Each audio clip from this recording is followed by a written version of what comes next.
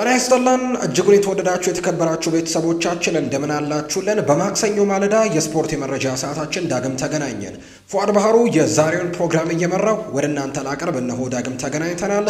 በዛሬው ፕሮግራማችን የተለያዩ ርዕሰ ጉዳዮችን እናነሳለን። የኢትዮጵያ ፕሪሚየር ሊግን እንመለከታለን። ትናንትና የተደረጉ ጨዋታዎች ያሉ፣ ከዛ በተጨማሪ ደግሞ እንግዲህ እየተካሄደ የሚገኘው የክለቦች የዓለም ዋንጫ ውድድርም እሱንም የተመለከተ መረጃን ወደ እናንተ እናደርሳለን። ከዝውውር ጉዳዮች ጋር በተያያዘ ግን ዛሬ ሰፊ ዘገባዎችን ወደ እናንተ እናደርሳለን።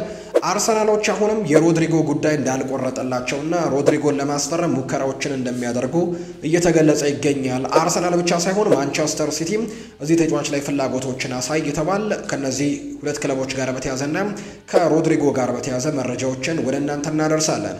ማንቸስተር ዩናይትድ እና ብሪያን ምቤሞን የተመለከተ መረጃ እየሰማን እንገኛለን። እሱንም ጉዳይ ወደ እናንተ እናደርሳለን። ብሪያን ምቤሞ አሁን ላይ ማንቸስተር ዩናይትድን ብቻ ነው መቀላቀል እንደሚፈልግ እየተገለጸ የሚገኘው። እሱንም ጉዳይ እናነሳለን። ትናንትና እንግዲህ ከቶማስ ፍራንክ ቶተንሃም ጋር መቀላቀል ጋር በተያያዘ ጥያቄ ቀርቦለት ነበርና በጥያቄው ላይ ምንም ወደ ቶተንሃም ለማምራት ፍንጮች እንደሌሉ ጭምር ነው እየተገለጸ የሚገኘው። እሱንም ጉዳይ እናነሳለን። የሌሎችንም ትልልቅ የአውሮፓ ክለቦች የምንላቸውን የነ ቼልሲ፣ የነ ሊቨርፑል፣ የነ ማንቸስተር ሲቲ፣ የነ ሪያል ማድሪድ፣ ባርሴሎና ሌሎችንም የአውሮፓ ታላላቅ ክለቦች የተመለከቱ የዝውውር ጉዳዮችን በዛሬ ፕሮግራማችን ላይ ወደ እናንተ እናደርሳለን። ስለምታደምጡን ስለምትከታተሉን እጅጉን ከልብ አድርገን ነው የምናመሰግነው። ይህንን ቪዲዮአችንን ሁላችሁም ላይክ እያደረጋችሁ እኛን እያበረታታችሁ እንድትጀምሩት በአክብሮት ጋብዛለሁ። ቻናላችንንም ሰብስክራይብ እያደረጋችሁ ከኛ ጋር አብራችሁ ቆዩ። ከመሸጋገሪያ በኋላ ተመልሰን ስንመጣ በቀጥታ ወደ ትንታኔ ፕሮግራማችን የምናመራ ይሆናል። አብራችሁን ቆዩ።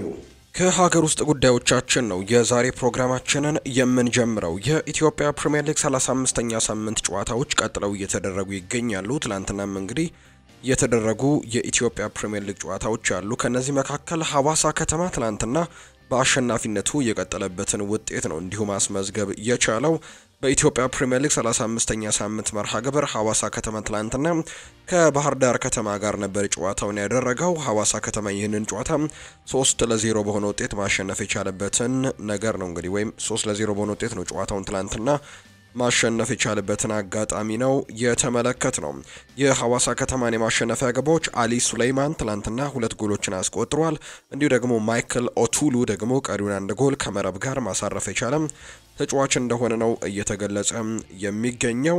በአሰልጣኝ ሙሉጌታ ምህረት የሚመራው ሐዋሳ ከተማ ያለፉትን 12 ጨዋታዎች አሁን ላይ አልተሸነፈም። 9ኙን ማሸነፍ የቻሉበትን አጋጣሚን የተመለከትነው። የሐዋሳ ከተማው የፊት መስመር አጥቂ ሆነው ኤርትራዊው አሊ ሱሌይማን ደግሞ በውድድር ዘመኑ 21ኛ የሊግ ጎሉ ነው ትላንትና ማስቆጠር የቻለው። በአጠቃላይ ሐዋሳ ከተማ እንግዲህ ባለፉት ጥቂት ሳምንታት የዛሬ 4-5 አካባቢ ሳምንት እንግዲህ የወራጅ ቀጠና ላይ የሚገኝ ቡድን ነበር። ነገር ግን አሁን ላይ 50 ነጥቦችን ሰብስቦ 4ኛ ደረጃ ላይ ተቀምጧል። በአንጻሩ ደግሞ ባህር ዳር ከተማ በ51 ነጥቦች 3ኛ ደረጃ ላይ የተቀመጠበትን ውጤት ነው ትላንትና ያስመዘገቡት። በ36ኛው ሳምንት ደግሞ ወልዋሎ አዲግራትና ባህር ዳር ከተማ ጨዋታቸውን ያደርጋሉ። በአንጻሩ ሐዋሳ ከተማ ደግሞ ከአዳማ ከተማ ጋር ነው መርሃ ግብሩን እንደሚያደርግ የወጣው መርሃ ግብር የሚያሳየው። ሌላኛው ትናንትና ደግሞ የተደረጉ ጨዋታዎች ሌሎችም እንደነበሩ ተመልክተናል። ሌላኛው ሲዳማ ቡናና አርባ ምንጭ ከተማ ያደረጉት ጨዋታ 0-0 በሆናቸው ውጤት ነው ትናንትና የተጠናቀቀው። እንግዲህ በአጠቃላይ ድሬዳዋ ከተማ ከስሁል ሽረ ዛሬ አንድ ጨዋታቸውን ያደርጉና የ35ኛው ሳምንት ጨዋታዎች የሚጠናቀቁ ይሆናል። ይህ ጨዋታ በወንጂ ሁለገብ ስቴዲየም ነው ጨዋታው የሚደረገው። ድሬዳዋ ከተማ ከስሁል ሽረ ጋር የሚያደርጉት ጨዋታ ዛሬ ይደረግና የሚጠናቀቅ ነው የሚሆነው። 35ኛው ሳምንት እንግዲህ በዚህ መልኩ ነው እየተጠናቀቀ የሚገኘው። የደረጃ ሰንጠረዡን እንግዲህ ኢትዮጵያ መድን ሻምፒዮን መሆኑን ያረጋገጠ ቡድን ነው። 70 ነጥቦችን ሰብስቧል። አሁን ላይ ኢትዮጵያ ቡና በ59 ነጥቦች 2ኛ ደረጃ ላይ የተቀመጠ ቡድን ነው። ባህር ዳር ከተማ 51 ነጥቦችን ይዞ 3ኛ ደረጃ ላይ ተቀምጧል። ከዛ በመቀጠል ያሉት ሐዋሳ ከተማ 4ኛ ነው። ሲዳማ ቡና 5ኛ፣ ሀዲያ ሆሳዕና 6ኛ ደረጃ ላይ ተቀምጧል። ቅዱስ ጊዮርጊስ 7ኛ ነው። እንዲሁ መቻል 9ኛ፣ ኢትዮጵያ ንግድ ባንክ አምናው ሻምፒዮን ደግሞ 11ኛ ደረጃ ላይ የተቀመጡ ቡድኖች ናቸው። የወራጅ ቀጠናው ላይ የሚገኙት ድሬዳዋ ከተማ፣ አዳማ ከተማ፣ ስሁል ሽረና ወልዋሎ አዲግራት ዩኒቨርሲቲ ናቸው። ስሁል ሽረና ወልዋሎ አዲግራት ዩኒቨርሲቲ መውረዳቸውን አረጋግጠዋል። አሁን ላይ ድሬዳዋ ከተማና አዳማ ከተማ ደግሞ ሌሎቹ የመውረድ ስጋት ውስጥ ያሉ አሁን 2 ቡድኖች ናቸው። እንግዲህ የመጨረሻው ጨዋታ ደግሞ ይወስናቸዋል ተብሎ ነው የሚጠበቀው። እነዚህ ናቸው እንግዲህ እየተደረጉ የሚገኙ ጉዳዮች በኢትዮጵያ ፕሪሚየር ሊግ። ወደ ውጭ ሀገር ስፖርታዊ መረጃዎቻችን በቀጥታ እንውሰዳችሁ። የዓለም ክለቦች ዋንጫን ጨዋታዎችን እንመልከት። ትናንትናም ጨዋታዎች ቀጥለው ተደርገዋል። በተለይ ግን ሲጠበቅ የነበረው ቸልሲዎች ያደረጉት ጨዋታ ነው። የአውሮፓ ተወካይ ትናንትና የእንግሊዙ ተወካይ የመጀመሪያ ጨዋታውን አድርጓል። ሰማያዊዎቹ ትናንትና ውድድሩን በድል ነው የጀመሩት። ትናንትናም ግን በደጋፊዎች የተመለከትነው አንዳንድ ጉዳዮች አሉ። አሁንም የዓለም ክለቦች ዋንጫ የደጋፊዎች እጦት በተለይ ሜዳ ላይ በጣም እንደሆነ እየተገለጸ ይገኛል። ትናንትና እንኳን ቸልሲ ያደረገውን ጨዋታ እንግዲህ ቸልሲ የእንግሊዝ ተወዳጅ ከሚባሉ ክለቦች መካከል አንደኛው ነው።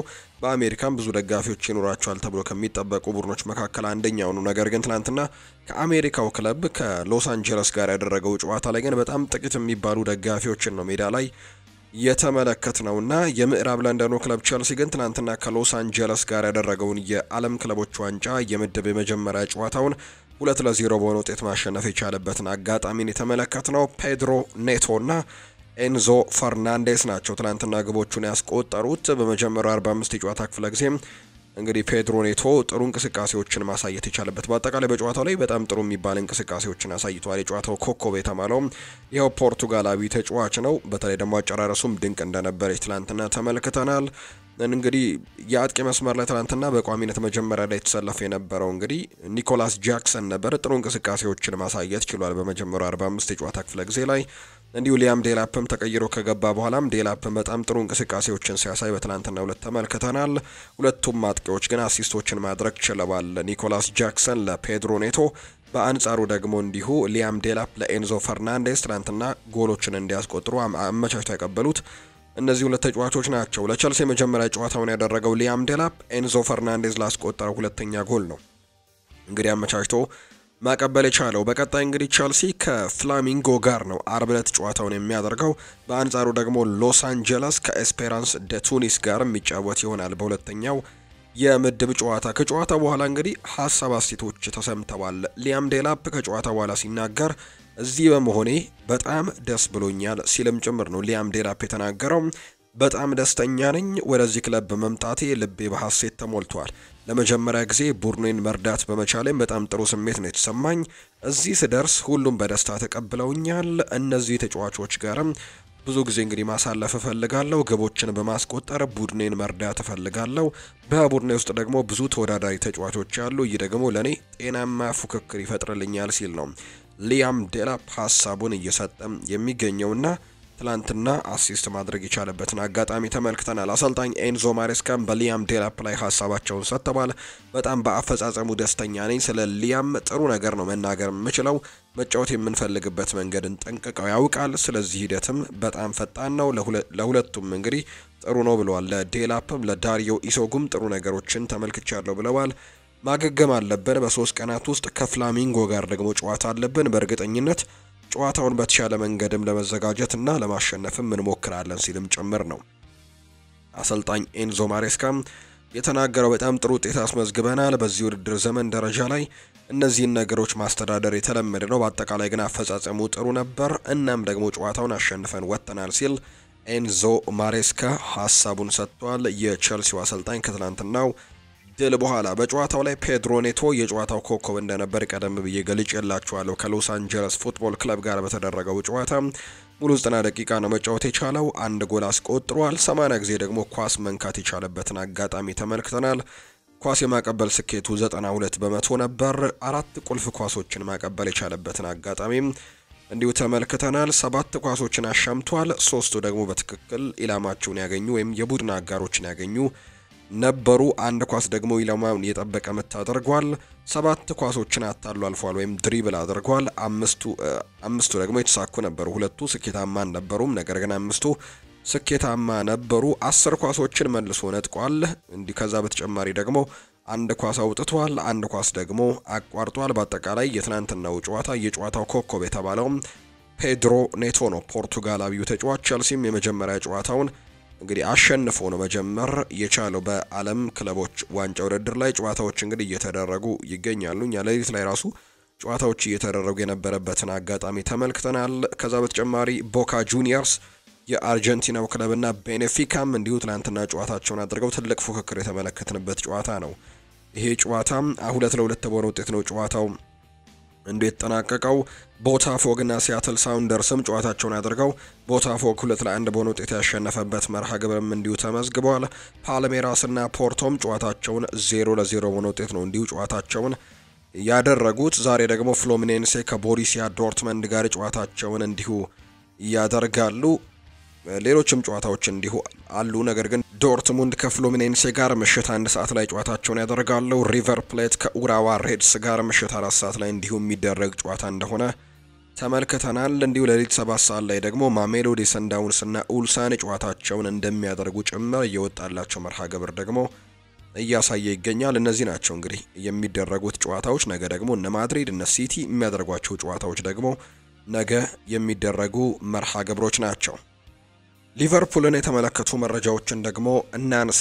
ሊቨርፑል ፍሎሪያን ቨርትስን እንግዲህ ከስምምነት መድረሳቸው ይታወሳል። ይህንን ተጫዋች ለማስፈረም ሊቨርፑል ይህንን ተጫዋች ለመቀላቀል እንግዲህ ከስምምነት የደረሰው ጀርመናዊው አማካይ ፍሎሪያን ቨርትስ በዚህ ሳምንት ወደ እንግሊዝ እንደሚመጣ የሚያሳዩ ሪፖርቶች እየወጡ ይገኛሉ። ተጫዋቹ ከቀናት በኋላ ማለትም የፊታችን አርብ የጤና ምርመራውን በማድረግ ወደ ሊቨርፑል የሚያደርገው ዝውውርንም ያጠናቅቃል ተብሎ እየተጠበቀ ይገኛል። ሊቨርፑል ተጫዋቹን በ100 ሚሊዮን ፓውንድ ቅድመ ክፍያና በቀጣይ ደግሞ የሚጨመር 16 ሚሊዮን ፓውንድ ለማስፈረም ነው መስማማታቸው የሚታወሰው። የሊቨርፑል ሪከርድ ግዢ እንዲሁም ደግሞ የባየር ሌቨርኩዘን ሪከርድ ሽያጭን በመሆን ታሪክ የሚሰራው ተጫዋቹ በአዲሱ ክለቡ የ5 ዓመታት ውልም ይፈርማል ተብሎ ነው የሚጠበቀው። እንግዲህ 2 ሪከርዶችን የሚያሻሽለው የሊቨርፑል በጣም ውዱ ግዢ ነው። የእንግሊዝ ፕሪሚየር ሊግም ውዱ ግዢ እንደሆነ እየተገለጸ ይገኛል። ከዛ በተጨማሪ ደግሞ እንዲሁ የባየር ሌቨርኩዘንም ጭምር ደግሞ ውዱ ሽያጭ ተብሎ ይመዘገባል። ተጫዋች በአጠቃላይ እንግዲህ 116 አካባቢ ሚሊዮን ፓውንዶች ይወጣበታል ተብሎ ይታሰባል። ፍሎሪያን ቨርትስ በሊቨርፑል ቤት በአመት እስከ 12 ሚሊዮን ዩሮ አካባቢ ወይም ደግሞ 10.2 ሚሊዮን ፓውንድ ያገኛል ተብሎ ይጠበቃል። ነገር ግን ተጫዋቹ የሌሎች ክለቦች ኢላማ የሚሆን ከሆነ እስከ 15 ሚሊዮን ዩሮ ወይም ደግሞ 12 ሚሊዮን ፓውንድ የሚደርስም ክፍያ ሊከፈለው እንደሚችል ጭምር የሚያሳዩ ሪፖርቶች ናቸው አሁን ላይ እየወጡ የሚገኙት። ተጫዋቹ እንግዲህ በዚህ ክረምት የተጫዋቾች የዝውውር መስኮት በበርካታ ክለቦች ሲፈለግ እንደነበር እናስታውሳለን። በእርግጥ የክረምት የተጫዋቾች የዝውውር መስኮት ገና መክፈቻው ላይ ነው የምንገኘው። ነገር ግን ሳይከፈት በፊትም ተጫዋቹ ከማንቸስተር ሲቲ፣ ከሪያል ማድሪድ እንዲሁ ደግሞ ከባየር ሚኒክ ጋር ጭምር ስሙ በደንብ ሲነሳ የነበረ ተጫዋች እንደነበር እናስታውሳለን። በመጨረሻም ግን መዳረሻውን አንፊልድ ሊቨርፑል ማድረጉ እንግዲህ ተረጋግጧል። አሁን ላይ እንግዲህ የተጫዋች አሁን የሊቨርፑል ተጫዋች መሆኑ ተረጋግጧል። የፊታችን አርብ ደግሞ የሕክምና ምርመራውን ያደርጋል ተብሎ ነው የሚጠበቀው። የቦሩሲያ ዶርትመንድ ዋና ስራ አስፈጻሚ የሆኑት ሃንስ ጆአኪም እንግዲህ ሲናገሩ በፍሎሪያን ቨርትስ ላይ እንደ ፍሎሪያን ቨርትስ ተሰጥኦ ያለው ተጫዋች ቡንደስሊጋውን ሲለቅ ማየት በጣም ነው የሚያሳዝነው ሲሉ ነው። የዶርትሙንድ ዋና ስራ አስፈጻሚ ናቸው እኚህ ሰው።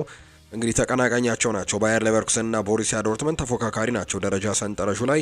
ነገር ግን እኚህ ሰው ሲናገሩ እንደ ፍሎሪያን ቨርትስ ያለ ተሰጥኦ ያለው ተጫዋች ቡንደስሊጋውን ሲለቅ ማየት በጣም ነው የሚያሳዝነው። እውነቱን ለመናገር ባየር ሚኒክን ቢቀላቀል ምንም አይጨንቀኝም ነበር፣ በሊጋችን ቢቆይ በጣም ደስ ይለኝ ነበር። ይህንን የመሰለ በጣም ድንቅ ተሰጥኦ ተጫዋች ከሊጋችን መውጣቱ በጣም አሳስቦኛል ሲል ነው እንግዲህ የዶርትሙንዱ እንግዲህ ለተቀናቃኛቸው ለባየር ሚኒክ ጭምር ተመኝተውታል። ይሄ ተጫዋች ከሊጉ ከሚለቅ ማለት ነው ቡንደስሊጋን ሲለቅ ማየት በጣም ነው ያሳዝነኝ። እውነቱን ለመናገር ባየር ሚኒክን ቢቀላቀል ምንም አያስጨንቀኝም ነበር፣ ቢያንስ በሊጋችን መቆየቱ ለጀርመን እግር ኳስ በጣም ጥሩ ይሆን ነበር ሲልም ጭምር ነው የተናገረውና ብዙዎችን ያነጋገረ ሀሳብ ነው እኚህ ሰው የሰጡት። የቦሩሲያ ዶርትመንዱ ሃንስ ጆአኪም ይባላሉ እኚህ ሰው። ፍሎሪያን ቨርትስ በዚህ ክረምት እንግዲህ ሊቨርፑልን ብቻ ነበር መቀላቀል የሚፈልገው እና ምንም ደግሞ ለገንዘብ ፍላጎት እንደሌለው ጭምር ይፋ አድርጓል። አርነ ስሎት ለተጫዋቹ ያቀረበው የታክቲክ እቅድ ተጫዋቹ ወደ ሊቨርፑል እንዲያቀና ከፍተኛ ሚና መጫወቱ ይነገራል። በቡድን ውስጥ እንግዲህ ወሳኙ ተጫዋች እንደሚሆን ቃል ተገብቶለታል። የተሰጠውም ደግሞ የታክቲካል ሚና ደግሞ ለተጫዋቹ እንዳስደሰተው ጭምርና ወደዚህ ክለብ እንዲቀላቀል ደግሞ ትልቁን መንገድ የከፈተው የአርነ ስሎት ንግግር እንደሆነም ጭምር ነው እየተገለጸ የሚገኘው። በፍሪምፖንግ እና ኬርኬስ ከዛ በተጨማሪ ፍሎሪያን ቨርትስ ላይ ሊቨርፑሎች 186 ሚሊዮን ፓውንድ ቢያወጡም ሊቨርፑሎች የዝውውር መስኮቱ ላይ ግን ተሳትፏቸውን ገና አልጨረሱም። ገና ጅማሬ እንደሆነ ነው እየተገለጸ የሚገኘው። አሌክዛንደር ኢሳክንና አንቶኒ ጎርደንን ደግሞ በቀጣይ የማስፈረም እቅዶች እንዳላቸው ይነገራል። በእርግጥ እነዚህን ተጫዋቾች ለማምጣት በጣም ከባድ ይሆናል። ኒውካስል ዩናይትድ በሊጉ የሚገኝ ቡድን ነው። እንግዲህ ደግሞ በሚቀጥለው የውድድር ዓመት ለዋንጫ መጫወት የሚፈልግ ቡድን እንደሆነ ይታወቃል። ስለዚህ ደግሞ እንግዲህ ወሳኝ የሚባሉ ተጫዋቾችን አሳልፎ ለተቀናቃኝ ክለብ ይሰጣሉ። በጣም አጣብቂኝ ውስጥ የሚገባ ጉዳይ ነው። በገንዘብም ችግር የሌለበት ቡድን ነው። ስለዚህ እነዚህ ተጫዋቾች አሳልፎ የመስጠት እድሉ በጣም ጠባብ ነው። በተለይ ደግሞ አንቶኒ ጎርደን የሊቨርፑል ከተማ ተወላጅ ነው። የመርሲሳይድ ከተማ እንግዲህ ተወላጅ እንደሆነ ይታወቃልና ወደ ሊቨርፑል መቀላቀል እንደሚፈልግ ከዚህ በፊት በተደጋጋሚ ሲነገር ሰምተናል። በቀጣይ እንግዲህ ሊቨርፑል እነዚህ ሁለት ተጫዋቾች ላይ ትኩረት ያደርጋል ተብሎ ነው የሚታሰበው። ሞይስ ካይሴዶም ስለ ፍሎሪያን ቨርትስ ዝውውር ይናገራል። ሊቨርፑል ያንን እንደሚከፍል አላውቅም ነበር፣ ጥሩ ነገር ነው ያደረጉት ሲሉን የተናገረው። አሪፍ ተጫዋች ነው ያመጡት። የሚመለከተው ሁሉ እንዴት እንደሚጫወት ማየት የሚችል ይመስለኛል። እሱ በጣም ጥሩ ተጫዋች ነው። ስለዚህ ወደ ፕሪሚየር ሊግ መምጣቱ ደግሞ በመስማቴ ደስተኛ ነኝ ሲልም ነው ሞይስ ካይሴዶ እንዲሁ የተናገረው። ሊቨርፑሎች 19 ዓመቱን የሳውዝሃምፕተን አማካይ ታይለር ዴብሊንግ ላይም ተጨባጭ ፍላጎት እንዳላቸው ጭምር ያሳያሉ። በሻምፒዮንሺፕ ቲም ውስጥ እንግዲህ ጎልቶ የሚታየው ልጅ በማንቸስተር ዩናይትድ፣ ቸልሲ፣ ኒውካስል እና አርቢ ላይፕዚግ ፍላጎት ውስጥም ያለ ተጫዋች ነው። ሳውዝሃምፕተኖች በ60 ሚሊዮን ዩሮ አካባቢ ይህንን ተጫዋች መልቀቅ እንደሚፈልጉ የሚያሳዩ መረጃዎች ይወጣሉ። ሊቨርፑል ከነዚህ ፈላጊዎች መካከል አንደኛው እንደሆነ ደግሞ እየተገለጸ ነው። ጃሬል ኳንሳ በባየር ሌቨርኩዘን ዝርዝር ውስጥ ቀዳሚ ኢላማ እንደሆነ እየተናገረ ይገኛል። እስካሁን ግን ንግግር እየተካሄደ እንደሆነ ጭምር ነው ዘገባዎች የሚያሳዩት። እንግዲህ ባየር ሌቨርኩዘን እና ሊቨርፑል በዚህ የክረምት ተጫዋቾች የዝውውር መስኮት ጥሩ እንግዲህ ኮኔክሽኖችን ፈጥረዋል ብለው ማንሳት ይቻላል። ሁለት የባየር ሌቨርኩዘን ተጫዋቾች ሊቨርፑልን ተቀላቅለዋል፣ ጀረሚ ፍሬምፖንግ እና ፍሎሪያን ቨርትስ። ስለዚህ ደግሞ ባየር ሌቨርኩዘኖች በምትኩ ይህንን ተጫዋች እንዲሰጧቸው ፍላጎት አላቸው። ጃሬል ኳንሳ ወደ ባየር ሌቨርኩዘን ሊያመራ የሚችልበት እድል አለው። የባየር ሌቨርኩዘኑ አሰልጣኝ ኤሪክ ቴን ሃግም የዚህ ተጫዋች ፈላጊ እንደሆኑ ጭምር ነው እየተገለጸ የሚገኘው። አትሌቲኮ ማድሪድ የአስተን ቪላውን ሉካ ዲኜን በአንድሪው ሮበርትሰን ላይ ያላቸው ፍላጎት የመጨረሻ ደረጃ ላይ ከደረሰ በኋላ የአማራጮች ዝርዝር ውስጥ አስቀምጠውታል። የሊቨርፑሉ ተከላካይ አንድሪው ሮበርትሰን በላሊጋ ቡድን የክረምቱ የዝውውር ኢላማ ሆኖ ተለይቷል። የስኮትላንዱ ካፕቴን የወደፊት ዕጣ ፈንታ በሚሎስ ኬርኬዝ አንፊልድ መድረስ ላይ እንደሚቋጭ ጭምር ነው የሚታሰበውና እንግዲህ ሚሎስ ኬርኬዝ ሊቨርፑል ሲደርስ ተጫዋቹ ወደ አትሌቲኮ ማድሪድ ሊያመራ የሚችልበት እድል ሰፊ ነው ተብሎ እየተነሳ ይገኛል። ሊቨርፑል በዚህ ክረምት የመሃል አጥቂ ላይ ማስፈረም ፍላጎት አለው። እናም አንዳንድ ተጫዋቾች ዝርዝራቸው ውስጥ አሉ። አሌክዛንደር ኢሳክን ለማስፈረም ውጥን አለው፣ ነገር ግን ዝውውሩ ውስብስብ ነው። ክለቡ አሁንም ሁጎ ኤኬቴኬን እንደ አማራጭነት እንደሚመለከተው ጭምር ነው ፋብሪዚዮ ሮማኖ መረጃውን እያጋራ የሚገኘው። ዲየጎ ጆታ ይናገራል። ፖርቱጋላዊው ተጫዋች ሲናገር የሊጉን ዋንጫ ያሳካንበት ቀን ሁልጊዜም ቢሆን ስትደሰትበት ትኖራለህ። ይህ እንቅስቃሴ ይህን ዋንጫ ለማንሳት ሲያልም ለነበረ ሰው ትልቅ ነገር ነው። የሊጉን ዋንጫ የማሳካት ትልቅ ፍላጎት ነበረኝ፣ እናም ይህንን በማድረጌ ደግሞ ራሴን በደንብ አደንቃለሁ ሲልም ጭምር ነው የተናገረው ዲየጎ ጆታ። ሚሎስ ኪርኬዝ ከሜዳ ውጪ ባለው ምርጥ ስቴዲየም ላይ ሀሳቡን ሰጥቷል፣ ወይም ጥያቄዎች ቀርበውለት ትላንትና ምላሾችን ሰጥቷል። ከአንተ ሜዳ ውጪ ባሉ ሜዳዎች ከሜዳ ውጪ ስትጫወት የትኛው ሜዳ በጣም ደስ ይላል ተብሎ ተጠይቆ ነበር። በእርግጠኝነት አንፊልድ ሲል ነው ምላሹን የሰጠው። ኒውካስልም ሴንት ጄምስስ ፓርክ በጣም ጥሩ ነው፣ ነገር ግን አንፊልድ ግን ልዩ ነው። የአንፊልዱ ድባብ በዋሻ ውስጥ ቀድሞውኑ ይሰማሃል፣ እናም ደግሞ አስደናቂ ነው ሲልም ጭምር ነው የተናገረው። የት መሄድ ትፈልጋለህ በዚህ ክረምትም ተብሎ ተጠይቆ ነበር። ሚሎስ ኪርኬዝ በግልጽ ነው የተናገረው። ወደ ሌላ ክለብ መሄድ አልፈልግም፣ የሚሄደው ሊቨርፑል ብቻ ነው ሲልም ነው ምላሹን የሰጠው። ለመጫወት በጣም አስቸጋሪው ተጫዋች ወይም ደግሞ በተቃራኒ ሆኖ ለመቅጠም በጣም ከባዱ ተጫዋች ማን ነው ተብሎ ተጠይቆ ነበር። ሞሐመድ ሳላ ሲል ምላሹን ሰጥቷል። አርሰናልን ደግሞ እንመልከት። አርሰናል ሪያል ማድሪድ ለሮድሪጎ ዝውውር በስንት ጊዜ እንደሚከፈል የመጨረሻ ውሳኔውን እየጠበቁ ይገኛሉ። አርሰናሎች በዚህ ተጫዋች ላይ በጭራሽ ተስፋ እየቆረጡ አይገኝም። እናም የሪያል ማድሪድ ምላሽ ካስደሰታቸው ወደ ዝውውሩ በቀጥታ እንደሚገቡ ጭምር ነው እየተገለጸ የሚገኘው። አርሰናሎች እንግዲህ ይህ ተጫዋች በስንት እንደሚሸጥና ስንት እንዲከፈለው እንደሚፈልጉ ለሪያል ማድሪድ ጥያቄ እያቀረቡ እንደሚገኙና የመጨረሻ ውሳኔያቸውን እየጠበቁ እንደሚገኙ ነው ዘገባዎች እያሰፈሩ የሚገኙት።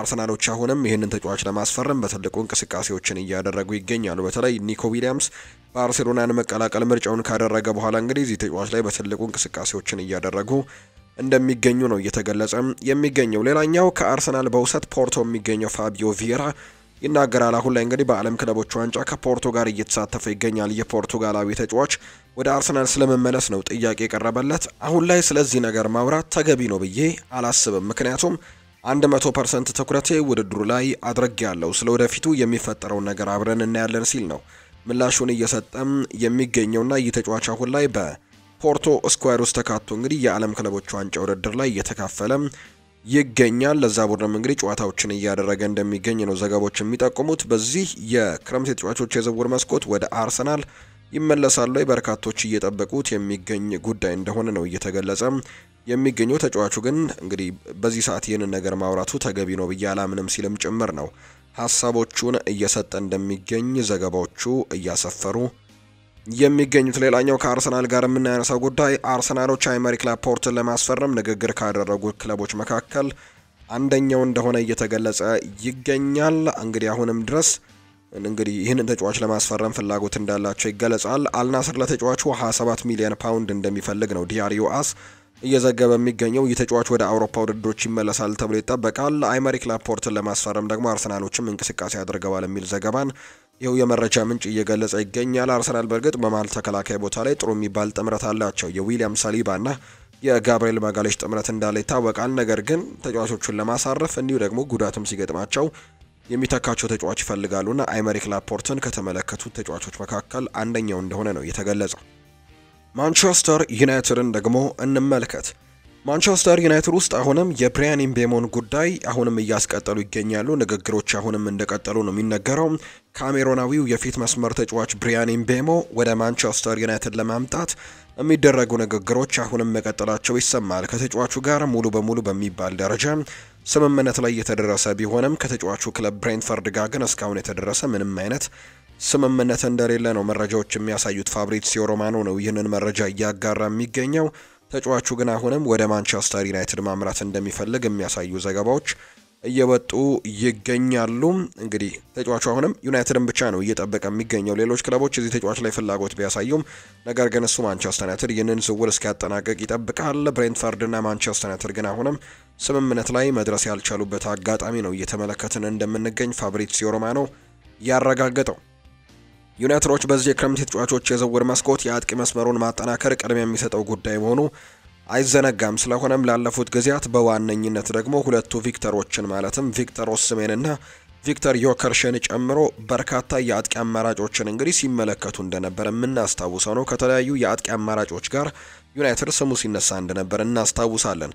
የማንቸስተር ዩናይትድ ሰዎች አሁን ላይ ግን ሙሉ በሚባል ደረጃ ፊታቸውን ወደ አይንትራክ ፍራንክፈርቱ የፊት መስመር ተጫዋች ሁጎ ኤኪቲኬ ማዞራቸው ነው እየተገለጸ የሚገኘው። በተለይ ደግሞ እንግዲህ ገልጸንላችኋል በትላንትና ምሽት በነበረው ፕሮግራማችን ላይ እንግዲህ ሩበን አሞሪም ለስካውቲንግ ዲፓርትመንቱ የተለያዩ መስፈርቶችን በአጥቂ በኩል ላይ ምን አይነት መስፈርቶችን እንደሚፈልጉና የትኛው ተጫዋች የትኛውን ነገር ማሟላት እንዳለበት ጭምር ይፋ አድርገውላችኋልና በሱ መሰረት ተጫዋቾችን እየመለመሉ ይገኛሉ። ሁጎ ኤኪቲኬንም ለማስፈረም ንግግሮችን እያደረጉ እንዳለ ነው እየሰማን የምንገኘው። የዩናይትድ ምልመላ ዳይሬክተር የሆነው ክሪስቶፈር ቪቬል ተጫዋቾችን ወደ ማንቸስተር ዩናይትድ ለማምጣትም ከፍተኛ ጥረት እያደረገ እንደሆነ ጭምር ነው እየተገለጸ የሚገኘውና ከወደ ጀርመን እየወጡ ያሉ መረጃዎች እንደሚያሳዩት ከሆነ በተለይ በጣም ተነባቢው ጋዜጣ ቢልድ እንደገለጸው ከሆነ እንግዲህ አሁን ላይ የተጫዋችን ወደ ማንቸስተር ዩናይትድ ለማምጣት ዩናይትዶች በትልቁ እየተንቀሳቀሱ ነው። ነገር ግን ዩናይትድ ብቸኛው ክለብ አይደለም እዚህ ተጫዋች ዝውውር ላይ ያለው። ሊቨርፑል እና ቼልሲም ይህንን ተጫዋች በጥብቅ እየፈለጉት የሚገኙ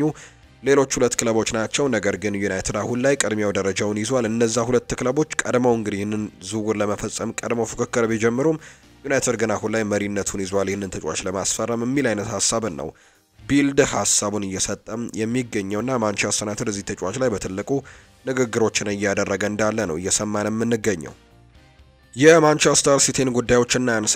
የመጣውት ዴብሮይናን ለመተካት አይደለም ብሏል ቲያኒ ራይንደርስ ነው ይህንን ሀሳብ የሰጠው።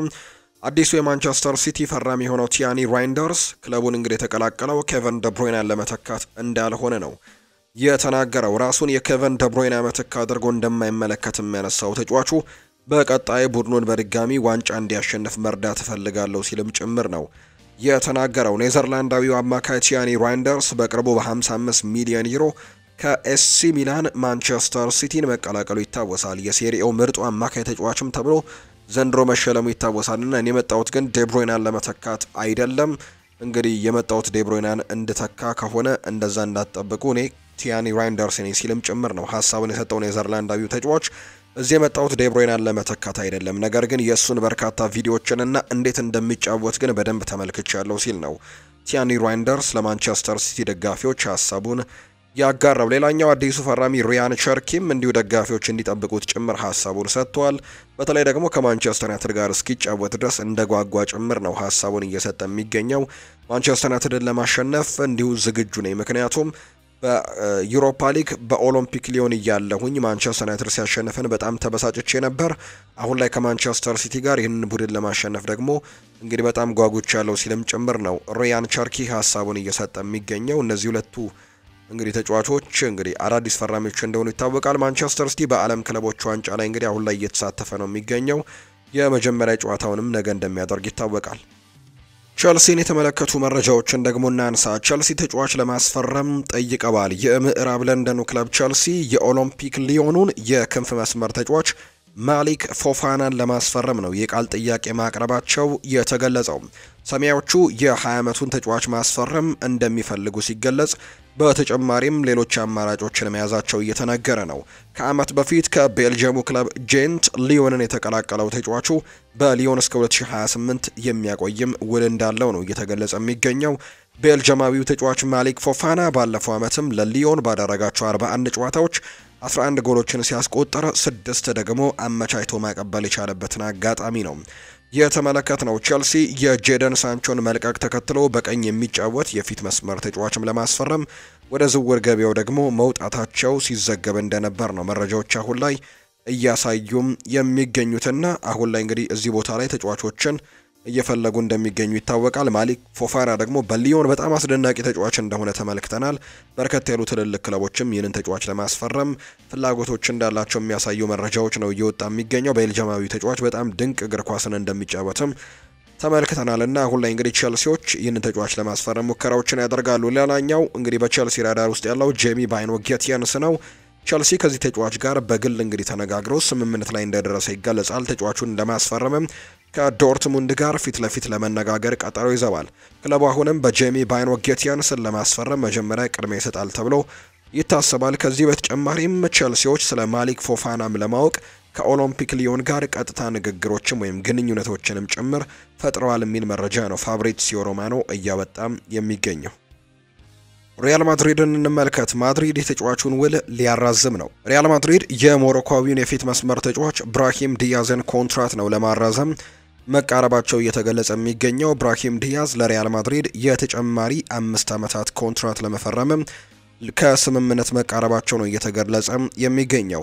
ሎስ ብላንኮቹ በቀጣይ የግብ ጠባቂው ቲቦ ኩርቱዋን ኮንትራትም ያራዝማሉ ተብሎ እንደሚጠበቅ ዘገባዎች ያሳያሉ። ብራሂም ዲያዝ በሪያል ማድሪድ ቤትም ደስተኛ መሆኑንና በአሰልጣኝ ሻቪ አሎንዞ ስርም ለመስራት መጓጓቱ ጭምር ነው እየተገለጸ የሚገኘው። እንደ ጋዜጠኛ ፋብሪዚዮ ሮማኖ ዘገባ ከሆነ ሪያል ማድሪድ በ2027 ክረምት ላይ ኮንትራቱ የሚጠናቀቀውን የብራሂም ዲያዝን ኮንትራት ለማደስ ድርድር ላይ ነው። እንግዲህ ሪያል ማድሪድ ላለፉት 2 ሳምንታት የሁለገብ አጥቂ አማካዩን ኮንትራት ለማስቀጠልም ሲሰራ የቆየ ሲሆን አሁን ላይ ከተጫዋቹ ጋር ስምምነት ላይ እንደደረሰ ይነገራል። ማራዘሚያው ደግሞ ለ5 ዓመታት የሚቆይ ሲሆን ይህም የብራሂም ዲያዝ አዲስ ስምምነት እስከ 2030 ክረምት ድረስም በማድሪድ ቤት እንደሚያቆየው ያስችለዋል። ሪያል ማድሪድ አስቀድሞ እንግዲህ አንዳንድ የአዳዲስ ፈራሚዎችን ስራ በማጠናቀቁ ስራ ላይ አሁን ላይ እንግዲህ ንግግሮችን እያደረጉ ነው። ለአሁኑ ኮንትራታቸው ለመጠናቀቅ የተቃረቡ ተጫዋቾች ውሎቻቸውን ማደስ ላይ ትኩረት በማድረግ ላይ ናቸው። በትላንትናው ዕለት ደግሞ ስፔናዊው ተከላካይ ራኡል አሴንሲዮን እስከ 2031 የሚያቆየውን አዲስ ኮንትራት በሪያል ማድሪድ ቤት ለመፈራረም ተስማምተዋል። አሁን ደግሞ ከብራሂም ዲያዝ ጋርም ለ5 ዓመታት የሚያቆየውን ስምምነት ከሞላ ጎደል ለማጠናቀቅ ከጫፍ ደርሰዋል። ፋብሪዚዮ ሮማኖ የቀድሞ የማንቸስተር ሲቲው ኮከብ ውል ማራዘሚያው ከተረጋገጠ በኋላ ሪያል ማድሪድ ትኩረቱን ወደ ቲቦ ኩርቱዋ ኮንትራት እንደሚያደርግ ነው ሲገልጽ የነበረው። በሚቀጥለው ዓመት ደግሞ ከኮንትራት ነፃ የሚሆነው የቤልጂያማዊውን ግብ ጠባቂ ኮንትራትም ወደ ማደስ እንደሚያምሩ ጭምር ነው የጠቀሰው። ብራሂም ዲያዝ በ2024-25 የውድድር ዘመንም በሁሉም ውድድሮች 52 ጨዋታዎች ላይ ተሰልፎ 6 ጎሎችን አስቆጥሯል፣ 7 አሲስቶችን አድርጓል። በአጠቃላይ 13 የጎል ተሳትፎችን ማድረግ ችሏል። ሆኖም ግን ከጉዳት ያገገመው ሞሮኮዊው ኮከብ በሻቪ አሎንሶ እቅድ ውስጥም የመሰለፊያ ቦታውን እንደማያስነካና የአሎንሶ እቅድ መሆኑንም እንደሚያረጋግጥ ጭምር ተስፋ እንዳለው ነው ተጫዋቹ እየተገለጸ የሚገኘው። ሻቪ አሎንሶ ሪያል ማድሪድን እንዳለፉት ቅርብ ዓመታት ቡድኑ ኳስ በሚያጣበት ጊዜ በጥልቅ ወደ ኋላ እንዲያፈገፍግ አይፈልግም። ቡድኑ እንግዲህ በምክንያታዊነት ወደ ኋላ ከፍ እንዲል እንዲሁ ደግሞ ኳሱንም መልሶ ለማሸነፍ በሚሞክርበት ጊዜ ደግሞ በጣም ኃይል የተሞላበት እንቅስቃሴን እንዲያደርገው ነው የሚፈልገው። የሱ ቅርብ ቡድኑ ኳስ ሲያጣ በጋራ የበለጠ የታመቀ እንዲሆን ነው ማድረግ እንጂ እያንዳንዱ ተጫዋች በግሉ ተጭኖ እንዲጫወት ማድረግ አይደለም። ይህ እንግዲህ ከመላው ቡድን ጋር ባደረገው የመጀመሪያ የስልጠና ክፍለ ጊዜ ላይ ደግሞ ትልቅ ነጥብ እንደነበር ነው ዲያሪዮ አስ እየገለጸ የሚገኘውና ሻቪ አሎንዞ ይህንን ነገር ነው መጠቀም እንደሚፈልግ እየተገለጸ የሚገኘው። ሪያል ማድሪድ በአሜሪካ ምቹ ጊዜን ማሳለፍ እንደተሳነውም ግን እየተገለጸ ነው የሚገኘው። ለዚህም ደግሞ እንደ ምክንያትነት የሚጠቀሱ የተለያዩ ጉዳዮች አሉ። ለቡድኑ የሚያስፈልጉ መሳሪያዎችን ማግኘት አቅቶታል። ቡድኑ ልምምድ የሚሰራበት ቦታም ከማድሪድ እንግዲህ ባመጣቸው ተንቀሳቃሽ የጂም እቃዎች ካልሆነ በስተቀር ተንቀሳቃሽ ልብስ መቀየሪያ እንዲሁም ብዙም የልምምድ ማዕከል ባለመኖሩ ምክንያት በአካባቢው ያለውን አንድ የህዝብ መናፈሻን ወደ ልምምድ ማዕከል እየቀየረ የሳር ሜዳው ምቹ እንዳልሆነ ጭምር ነው ለማድሪድ እየተገለጸ የሚገኘውና በአሜሪካ ምቹ ጊዜን ማሳለፍ እንደተሳነው ነው እየተገለጸ የሚገኘው። ከሪያል ማድሪድ ማሊያዎች ሁሉ የትኛውን የበለጠ ትወደዋለህ ተብሎ ጥያቄ ቀርቦለት ነበር። ማርሴሎ ነው ይህ ጥያቄ የቀረበለት። በ2017 ቻምፒየንስ ሊግ ፍጻሜ ከዩቬንቱስ ጋር የለበስነው እንግዲህ ይህ ማሊያ በጣም ከለሩ ደስ ይለኛል ሲል ይናገራል። በእግር ኳስ ህይወት የማትረሳው ያንተ ምርጡ ጨዋታ የትኛው ነበር ተብሎም ተጠይቆ ነበር። 2016 ከአትሌቲኮ ማድሪድ ጋር ያደረግነው የቻምፒየንስ ሊግ የፍጻሜ ጨዋታ ምርጡ ነበር ሲልም ነው ማርሴሎ ቪየራ ሀሳቡን የተናገረው። ሻቪ አሎንዞና የአሰልጣኝ ቡድን አባላቱ ትሬንት አሌክዛንደር አርኖልድ የመከላከል ብቃቱን እንዲያሻሽል በንቃት እየሰሩ ሲሆን የማዕዘን ምቶችን በሚጠቀምበት መንገድም አሁን ካለው ክህሎቱ የበለጠ መሻሻል እንደሚችል ያምናሉ ተብሏል። እንዲሁም ትሬንት አሌክዛንደር አርኖልድ በሪያል ማድሪድ የመጀመሪያዎቹ የልምምድ ጊዜያት ውስጥም በአካል ብቃቱ ረገድም ስላለው ዝግጁነት በአሰልጣኙ ሻቪ አሎንዞ አድናቆት ተችሮታል። በሌላ በኩል ትሬንት አሌክዛንደር አርኖልድ በመጀመሪያዎቹ የዓለም ክለቦች ዋንጫ ውድድር ጨዋታዎች ላይም ለመጫወት እንግዲህ በአካል ብቃቱ ረገድ 100% ዝግጁ ላይሆን ይችላል ተብሎ ይታሰባል። ጥርጣሬዎችም አሉ። ቢሆንም ግን ተጫዋቹ ሙሉ በሙሉ ለመጫወት ዝግጁ እንደሆነ ጭምር ነው ዲያሪዮ አስ መረጃውን እያጋራ እንደሚገኝ የተገለጸው። የሪያል ማድሪድ አዲሱ የዝውውር ፖሊሲ ብሎ ማርካ ትላንትና የወጣው አንድ መረጃ አለ። ወጣት ባለተሰጥኦችን ተጫዋቾችን የዝውውር ገንዘብ በመክፈል ማስፈረም ነው አንደኛው። ይህም እንግዲህ ዴን ሆጅሰን ላይ ያደርጓል። ከዛ በተጨማሪ ደግሞ ፍራንኮ ማስታንቱኖ ላይም ይህንን ማድረጉን ተመልክተናል። ልምድ ያላቸውንና ትልልቅ ተጫዋቾችን ደግሞ በነፃ ማስፈረም ነው የሚፈልጉት። ኬሊያን ምባፔ፣ ትሬንት አሌክዛንደር አርኖልድ ደግሞ ለዚህ ምሳሌ እንደሆኑ ጭምር ነው ማርካ እየገለጸ የሚገኘው። አርሰናል ወደ ሮድሪጎ ዝውውር በመግባት ከሪያል ማድሪድ ጋር እንግዲህ እየተነጋገረ ይገኛል። አረንጓዴ መብራትንም እየጠበቀ ነው አርሰናል ከሪያል ማድሪድ። ሆኖም ግን አርሰናል በቀጣዮቹ ቀናቶች ስምምነቱን ለመፍታት ወደ ውድድርም ለመግባት ፍላጎት እንዳላቸው ጭምር በስፔን ተነባቢው ማርካ የተባለው የመረጃ ምንጭ እየገለጸ ይገኛል። ጋሬዝ ቤል ክለብ ለመግዛት ንግግር ጀምሯል። ዌልሳዊው የቀድሞው የሪያል ማድሪድ እና ቶተንሃም ተጫዋች ጋሬዝ ቤል እግር ኳስ ክለብ ለመግዛት ማሰቡ ነው እየተነገረ ያለው። ጋሬዝ ቤል የእንግሊዝ ሊግ አንዱን ክለብ የሆነው ፕሌይማውዝን አክሲዮን ድርሻ ለመግዛት ማሰቡ ተነግሯል።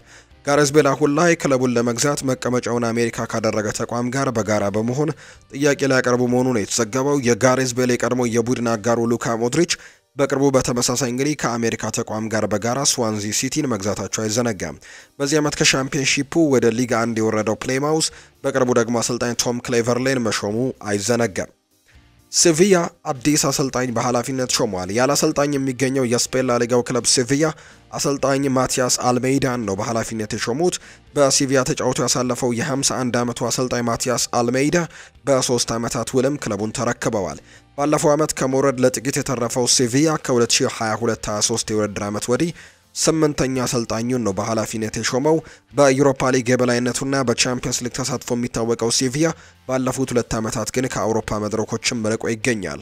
አርጀንቲናዊው አዲሱ የሴቪያ አሰልጣኝ ማቲያስ አልሜይዳ በአሰልጣኝነት 14 ዓመታትን ሲያሳልፉ ሪቨር ፕሌትን ጨምሮ 5 ክለቦችንም ማሰልጠናቸው የሚታወስ ነው። ኤሲ ሚላን ግራኒት ዣካን ለማስፈረም የመጀመሪያ ንግግር ለማድረግ ቀጠሮችን ይዘዋል። ባየር ሌቨርኩዘን ተጫዋቹን መሸጥ አይፈልጉም። ነገር ግን ኤሲ ሚላኖች የሉካ ሞድሪች ጋር አብሮ ለሚጣመር እንግዲህ ስላሰቡ ዣካን ለማስፈረምም እስከ መጨረሻው ድረስም እንደሚጓዙ ጭምር ነው እየተገለጸ የሚገኘው። እንግዲህ በተለይ አሰልጣኝ ሻቪ አሎንዞ ከወጡ በኋላ ባየር ሌቨርኩዘን ኮከብ የሚባሉ ተጫዋቾቹን እያጣም ይገኛል። ግራኒት ዣካ ደግሞ ቀጣዩ ሊሆን እንደሚችል እየተገለጸ ነው። እስካሁን ድረስ ጀረሚ ፍሪምፖንግን ወደ ሊቨርፑል ሸኝተዋል። ፍሎሪያን ቨርትስን ወደ ሊቨርፑል ሸኝተዋል። ከዛ በተጨማሪ ጆናታን ታህን ለባየር ሚኒክ አሳልፈው ሰጥተዋል። አሁንም ስማቸው ከሌሎች ክለቦች ጋር የሚያያዙ ተጫዋቾች ጭምር አላቸውና በርከት ያሉ ከዋክብቶቻቸው ያንን እንግዲህ ያለመሸነፍ ጉዞ አድርገው የጀርመን ቡንደስሊጋ ያሳካ ቡድናቸው አሁን ላይ እየፈረሰ እንደሚገኝ ጭምር ነው እየተመለከትን የምንገኘው። ኤሲ ሚላን ደግሞ ግራኒት ዣካን ለማስፈረምና ከሉካ ሞድሪች ጋር ለማጣመርም ፍላጎት እንዳላቸው ጭምር የሚያሳዩ ሪፖርቶች አሁን ላይ እየወጡ ይገኛሉ። የተወደዳችሁና የተከበራችሁ ቤተሰቦቻችን ለዛሬ ያዝንላችሁ አዳዲስ ስፖርታዊ መረጃዎቻችን እነዚህን ይመስላሉ። ስላደመጣችሁን ቆይታችሁን ከኛ ጋር ስላደረጋችሁ እጅጉን ከልብ አድርገን እናመሰግናለን። ፉአድ ባህሩ የዛሬውን ፕሮግራም እየመራው ከእናንተ ጋር ቆይታን ያደረኩኝ። በቀጣይ ፕሮግራሞቻችን ሌሎች ርዕሰ ጉዳዮችን ይዘን ዳግም ተመልሰን የምንገናኝ ይሆናል። በምሽቱ ፕሮግራማችን ዳግም ተመልሰን እንገናኛለን። ስላደመጣችሁኝ ስለተከታተላችሁኝ እጅጉን ከልብ አድርጌ አመሰግናለሁ። መልካም ጊዜ እንዲሆንላችሁ ነው በአክብሮት የምመኘው።